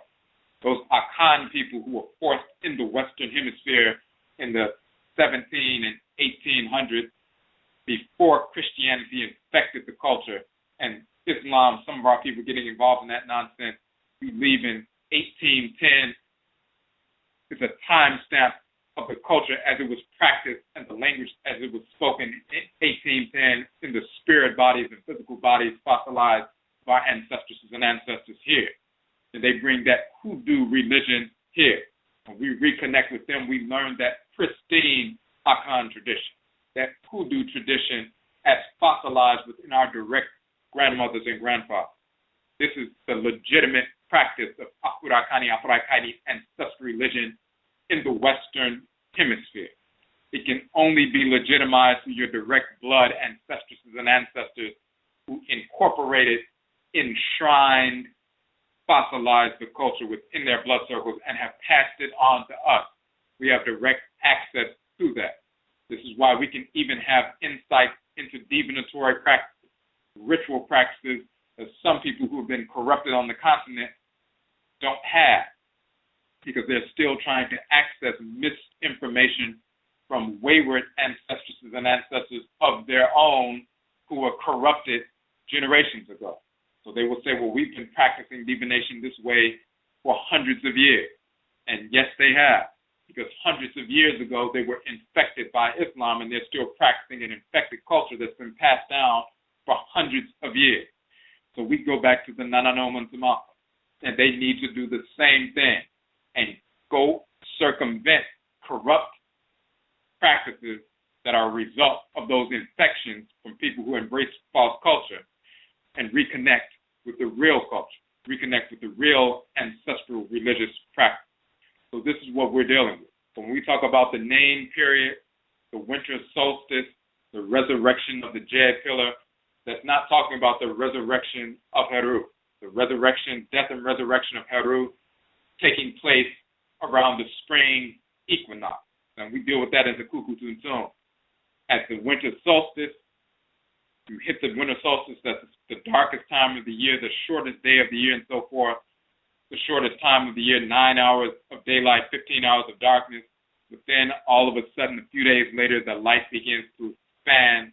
Yes, that is the conception and birth of the sunlight, the birth of a new sun, the birth of Heru, but that's also dealing with the resurrection in the next cycle, the resurrection of Awusi, the resurrection of Alsar. Of course, Heru is conceived, and then he grows and develops. There's the death and resurrection of Heru at the spring equinox, and we talked about that in the Kukutuntun. But then Heru grows up. He's resurrected with the help of Tahuti, Ra directing Tahuti to leave the boat of Ra, come down to where Set and Nebuchadnezzar and Serket are, after Heru has been stabbed by one of the 7 scorpions, the followers of Set. Set asks for assistance. Ra stops the boat of the Aten in the sky, sends Tahuti down to assist her with the words of power that will help to resurrect Heru. He's resurrected, and then eventually he wages war against the followers of Set and restores divine rulership. And then Heru, Set, and Nebuchadnezzar go to resurrect Awusi, to resurrect Alsar. So when you look at the Min-Nefer text, so-called Shabaka text, so-called Memphite theology and so forth, and they talk about Heru, Set, and Nebuchadnezzar resurrecting Alsar. That is the resurrection of the Jed, and then Alsar moves into this heavenly realm with Ra to become a divinity in nature, regulating from that specific position, in that regulatory function that he has. And then, of course, Set and Nebuchadnezzar have that regulatory function as well in the spirit realm. So this is what we're dealing with.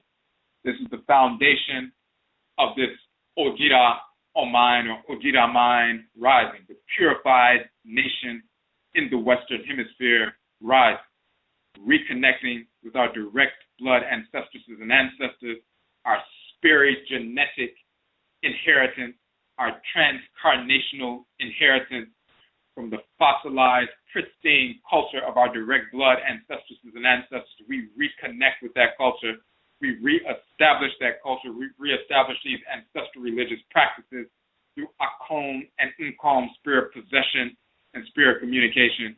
We reestablish that as set in the precedents of our ancestresses and ancestors, just as they utilize their ancestral religious practices to empower and guide them to bring an end to enslavement. We will utilize our ancestral religious practices to empower and guide us to full Ancestral nation building, restoration, and the eradication of our enemies permanently right in the Western Hemisphere and wherever Afurakani people are anywhere in the world. So we're going to look real quick. We have some comments in the chat room. If you have a question or a comment on the phone line, you can hit the number 1.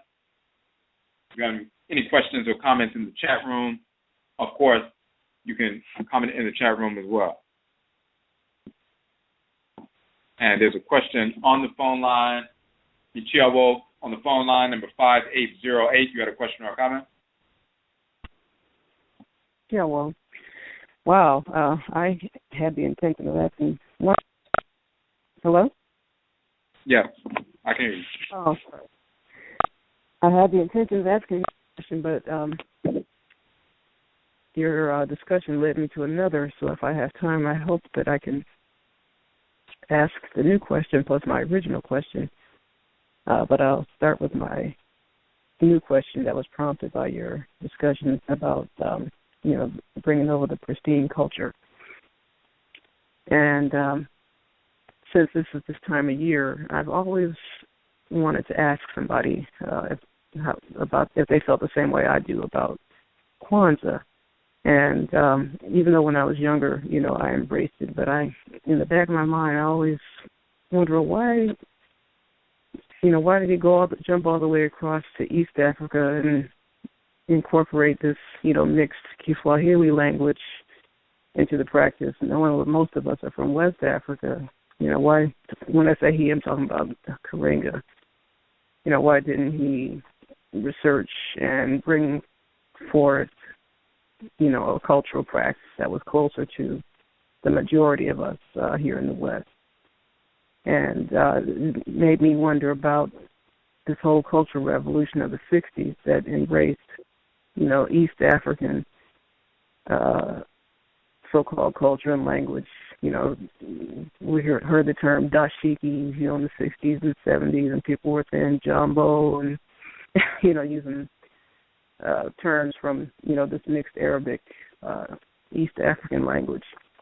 And I always wondered, what was it that was keeping us away from, the culture that was closest to our most likely origins. And I wondered if there was some political hand behind, this push towards, jumping over West Africa and embracing, by that time, a more Arabized East African cultural traditions. And then, of course, hearing some of the questionable things that I heard about Karenga later, it made me even more suspicious. So I just wonder if my suspicions are founded and, what you think about that. Oh, definitely. So, of course, Maulana Karenga was previously Ron Karenga, FBI informant, torturing black women, went to South Africa, and the next thing you know, he's a professor at a major university, of course. So, and when you know some of the people that are directly connected with them and what they've been doing over the years, the whites and their offspring were promoting them. They were promoting the US organization. They were also promoting even the Panther Party. Some people don't recognize that reality. Sometimes when people are, sometimes we believe that, well, if the whites and their offspring seem to be against someone in the media, then maybe those are the ones we should be for because the crackers are against them, so we should be for them. But the whites and their offspring don't put anybody in the media or saturate the media with any images of the people we really need to be about. They blank them out totally. They show you the people that they want you to see. So For example, the Panther Party, you had a number of individuals who wanted to get involved in something that seemed empowering to the community. But philosophically, foundationally, they were integrationists in the sense that they were not against the whites and the Africans. They embraced, and a lot of them they were against capitalism. So they were not against the whites and their offspring. They thought that the problem was capitalism and imperialism, and we need to embrace socialism, and that will take care of the problem, which is pure foolishness, but that comes from the whites and their offspring. And some of our people embrace that foolish philosophy for promoting socialism. Many of our people didn't know any better. It seemed different compared to what we had been doing, so they would join up, and they just wanted to do something for the community and so forth. The whites and their offspring were behind that push towards socialism in the black community. And, of course, Karenga and them were part of that kind of thing, but they also introduced a pseudo-cultural nationalism. The whites and their offspring understood that Karenga and his people were atheists, so that's why they pushed them. And even when it appeared to be a conflict between their organization and the Panther Party and so forth, it was undergirded by the whites and their offspring pushing that. So some people will side up with the so-called cultural nationalists. Some people side up with the socialist, quote-unquote, pure socialists with the Panther Party and so forth. But in reality, while those two things were going on, there was something else going on that was going unnoticed and unreported. Some black people in the 60s and 70s started saying, wait a minute, we need to reconnect with our ancestral religious practices. There was a whole movement of ancestral religion, a resurgence of that in North America.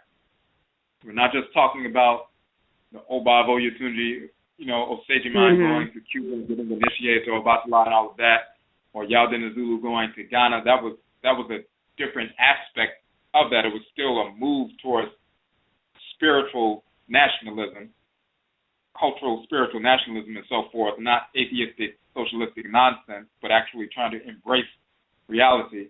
But even beyond that, some of our people were returning to hoodoo, returning to juju, returning to vodun in the real sense, based on our ancestral religious practices here, not feeling like we were dependent on going to the Caribbean or the continent, or else we couldn't be who we were. We're just totally lost until we found our savior on the continent and so forth, because some of that messianic nationalism still infects the minds of our people, even when we get involved in ancestral culture.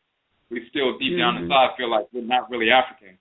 Only the Africans on the continent are real Africans, so until we get legitimized by them, we're not really who we are. And many of them on the continent feel that way as well, because they've been colonized mentally as well. So first we have to have a real definition of what is Afurakani, Afuraitkaitnit, what is the definition of the term. Of course, we are the first to give that proper definition cosmologically and linguistically, so we know exactly who we are. And that includes spiritually, our spiritual anatomy, dealing with the Ba and the Ka and everything else. So, yes, it was a hidden cracker white hand moving this whole notion of putting in the forefront pseudo-cultural nationalism and socialism as options. The major thrust, of course, was Christianity and integration and so forth. They were promoting that with Martin Luther King and everything else. And then for the vast majority of our people who were going along with that nonsense, but for those who didn't go along with that, then they pushed the Nation of Islam. The whites and their offspring, of course, founded that. Of course, Bard is a white cracker homosexual Arab who founded that pseudo-religious practice, bringing that nonsense into the community. The whites and their offspring were trying to, introduce Islam into the black community in the late so-called 1800s. The whites and their offspring, during enslavement, when we were waging war and started killing them, and they saw enslavement was ending, they moved in two directions. Number one, they said we have to start teaching them Christianity to make them better slaves. The religious instruction of the Negro. And Kwesi Tahuti has his book, How to Make a Negro Christian, where he shows that methodical approach that they used to begin to try to indoctrinate us with Christianity. They knew a tiny percentage of our people wouldn't go along with, or they knew a large percentage would go along with that, but a smaller percentage would not go along with that, so they would introduce something that looked like Christianity but seemed a little different. They started introducing various forms of Islam and so-called Hebrewism and Moorishism and all these nonsensical doctrines, Hinduism as well. When some of our people didn't go along with those things, then they said, okay, well, some of the people are going to go along with atheism, socialism, and all of this other nonsense. They were promoting that back in the early 1900s. Some of our people started becoming, socialists and atheists and started publishing on atheism and participating in that because to them it was rebelling against the social order and so forth. They didn't realize that they left one white pseudo-religion and embraced another white pseudo-religion, which is what all atheism is a white pseudo-foolish religion. And it's politically based. Because the whites in our offspring know it's totally without merit. That is exactly why they promote it, and Negroes jump on it and try to blacken it up and everything else, which is foolish. But that's been going on since the early 1900s. Then they saw some of our people moving towards ancestral religion and culture. They put forward one of their agents to produce a pseudo-cultural nationalism that's really atheistic and white at its core and begin to promote that. And some of our people see the outward, expression of the culture through clothing and greetings, as you were talking about, and stuff like that, and certain aspects of language, and then they start moving towards that. You have a lot of people, and then later on in the 70s and 80s, they started overlaying that pseudo-cultural nationalism with documentation from ancient Kemet and other ancient civilizations to give it some grounding. But then they have no understanding of the deities that the people's ancient Kemet were dealing with. The whole culture is rooted in the ancestral religion, every aspect of it. These Negroes will try to tell you that it had nothing to do with that, and it was just all pseudo-scientific.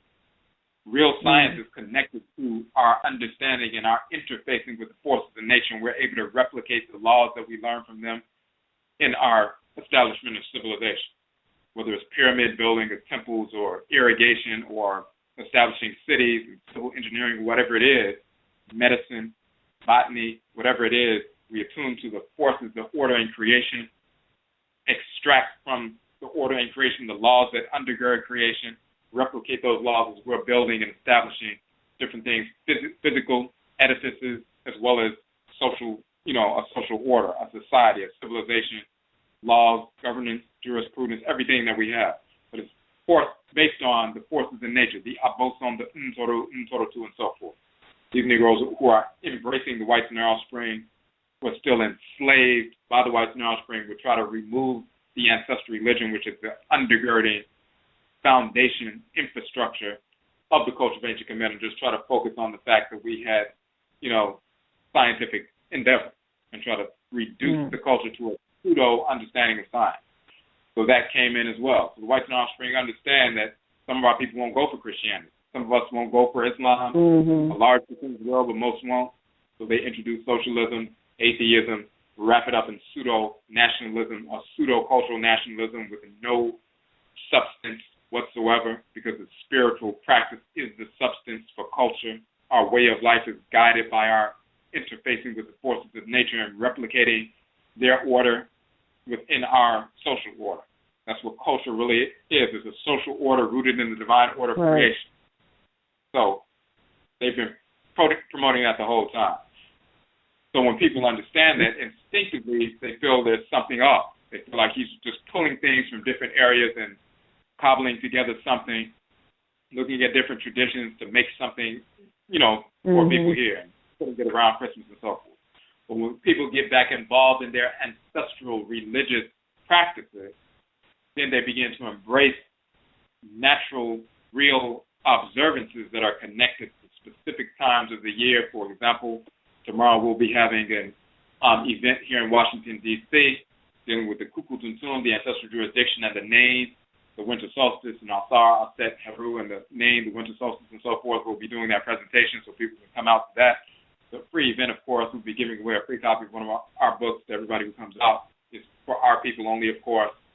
And when we have our 7-day New Year celebration around the Autumn Asemet equinox, the equinoxes, solstices are gateways within the year cycle where there's a shift in energy, and we take advantage of that natural shift in energy to incorporate that and utilize that for our benefit. Just like you take advantage of when it's sunny outside and warm, you take advantage of that heat, that energy, and you feed off of that energy.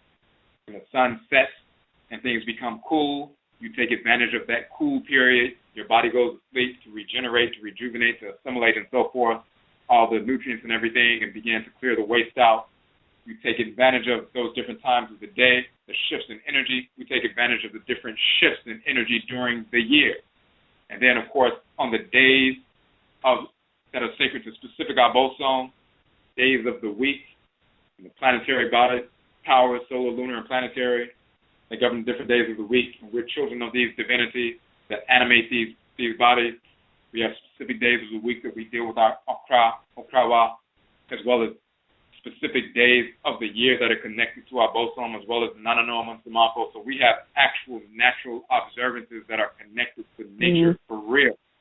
And we reestablish those and we reconnect with our direct blood ancestresses and ancestors who fossilize this culture within our blood circles here. So yes, that instinct you have, and a lot of our people have that. They're wondering what's really going on. Thank you for the confirmation there. And if I have time, you're going to have a lot of other callers. You see, I was hoping to ask the original question I had for you, but it depends on your time. No, I can touch on it. What was the original? Well, since you're talking about the Oman, I've seen some of your publications and just looked at the copyright dates, and they go back to like 97, 98. And so I was just wondering, how did you know that it was time to push this material to a broader, out to a broader reach of our people? Obviously you've been studying this for a long time.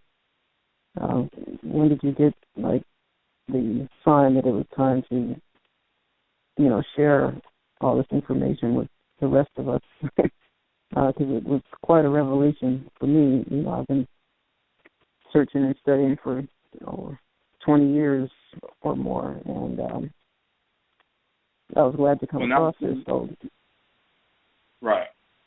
Well, now it's been incremental. So when the Ubin Shang came out, we released that. Of course, there was, people were not, the internet was not very popular at that point. People were just getting on the internet at that point. So it was, more physical people actually receiving physical copies and things like that.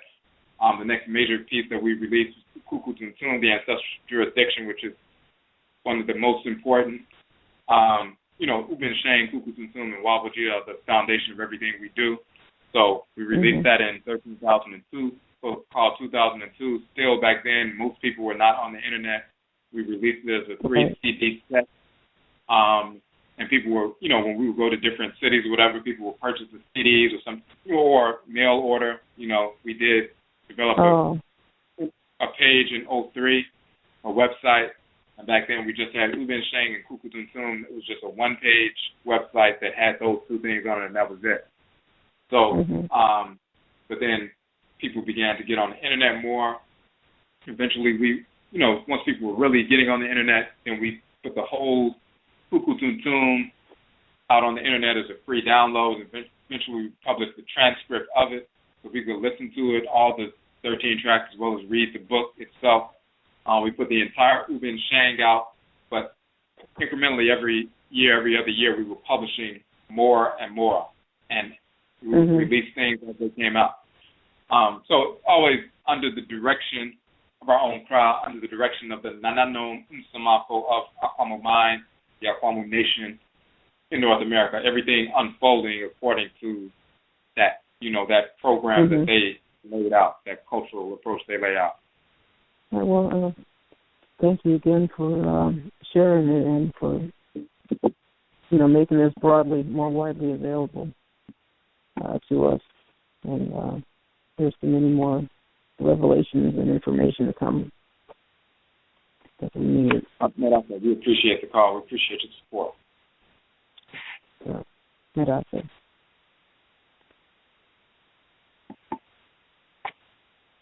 Okay, and we have a couple more calls. We just want to say that there are just a few minutes left on the broadcast as far as online, and we don't really have to go beyond the normal time frame, just a few minutes left.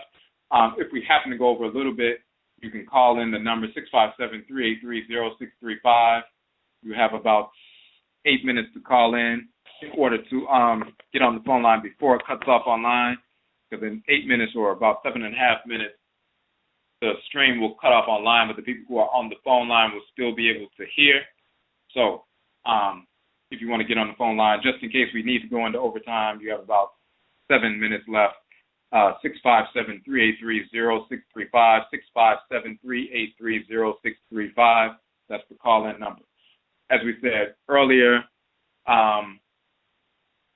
tomorrow, which is December 22nd, which is Benada, Abinada, we will actually be having an event starting at 6:30 p.m. in Washington, D.C.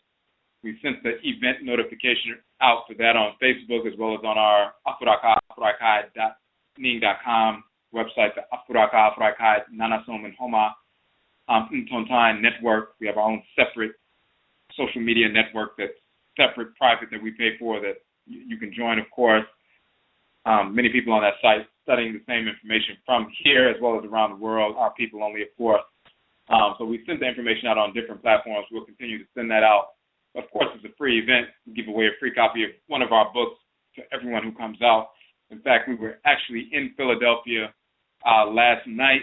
There was a fundraiser in Philly, and then the Philadelphia Nanasom Beku Ancestral Religious study group asked us to come out and speak at that particular fundraiser, and we spoke at that fundraiser, and we were able to give away a free copy of one of our publications, Nyokonton Ra and Ra'et, that particular book, to almost everybody who came out. We ran out. We had printed out 40 of them. We gave them all away, but then there were more people who came, so we ran out with that, but then some people were able to get some of the other books as well. So everybody left with a book, and some people purchased some of the other books that we had as well. But we were able to give away at least 40 books. So far we've given away over 600 and, well, close to now 700 books, free books away to the community. And every time we do a presentation, no matter what city we're in, we seek to give away a free copy of one of our books, our publications, to everyone who comes out. Of course, our people only. And when you look on our site, the Guamu Casa page, we also have a Guamu Casa page on Facebook talking about public speech, but that is our approach. So whenever we go to a different city, we do not charge admissions fees for people to come hear us present, and we always give away a free copy of a book to everyone who comes out, and we don't charge a speaker's fee to organizers of our event. So we'll have more events coming up. We have an event coming up in Florida in a few weeks, and we'll be posting those notifications for other events in different cities. Recently, we've been to Montgomery, Alabama on the 7th of November. On the 15th, we were in D.C. doing our Cocoa Bowl, eradicating bisexuality, homosexuality from the Afurakani, Afuraitkaitnut community through Ancestral Religion. The following week, we were in Decatur, Georgia. The week after that, we were in Rochester, New York, and Connecticut. And then last weekend, not just a day ago, but last weekend on the 12th, we were in Durham, North Carolina. And then just yesterday, we were in Philadelphia, as we said, and then tomorrow we're back in D.C. So check the information for that. And also for those who are unaware, we have, as we said earlier, we have 17 books that we have published so far. All of the ebook versions of our books are free on our website, on the NHOMA page, the publications page on our website, free online. If you like the softcover versions, we also print the softcover versions. We print in-house on our own printers in color. They range between $8 and $11, and any order of 10 books or more is automatically 30% off. The first 5 books is also, we have a 20% off on the first 5 books as well. So the first 5 books, 20% off, so that's $40 for the first 5 books. But then any order of 10 books or more is 30% off. So whether you order 1 book for $9 or $10 or $8, or 2 or 3, but then anything over 5 or 10 and up is automatically 30% off. So, and the book sales, of course, assist the work that we are doing, the free workshops we do with regard to domestic abuse, overcoming the negative effects of that, overcoming addiction through our KUM method for our ritual. It's a ritual method. The KUM method is a ritual method to overcome substance abuse addiction through ancestral religion, and a number of our people have been able to overcome drug addiction through practicing ancestral religion, through that Kum method. We do those workshops. Of course, they're free. Workshops for Sankofa Juma, for training social workers, human services agents, therapists, psychologists, and so forth on how to incorporate culture in their therapeutic interventions with their Afurakani, Afuraitkaitnit clients, consumers, for a whole life approach, and Kwamua whole life approach to healing and restoration and so forth. So all of those workshops are free. Of course, all our presentations, events are free, and then we do make our books available free as the ebook version online, and whenever we can, with the assistance of the community, we've been able to give away free softcover books as well. We're around 700 right now, and we're going to move beyond that. So if you'd like to support the work that we are doing, please go to the NHOMA page, the publications page on our website. You can purchase books for yourself, or it's for gifts for people, birthday gifts or whatever. Also, we have the Feku, Ancestral Religion Study Groups page. Anybody who establishes a study group, you can do that with one or more people, online or in person. You establish that. Anybody who participates in the study group or establishes one, you'll see on the Feku page that the books are 30% off automatically, no matter if you buy one, two, or whatever. And we have a proposed curriculum based on our publications in order, starting from the Kukutuntun and through the entire 17-book set. So you can see that on the Feku page, the Ancestral Religion Study Group page. There are people who form study groups in different parts. When you form a study group, of course, it's your own independent group. You're not, up under our administration.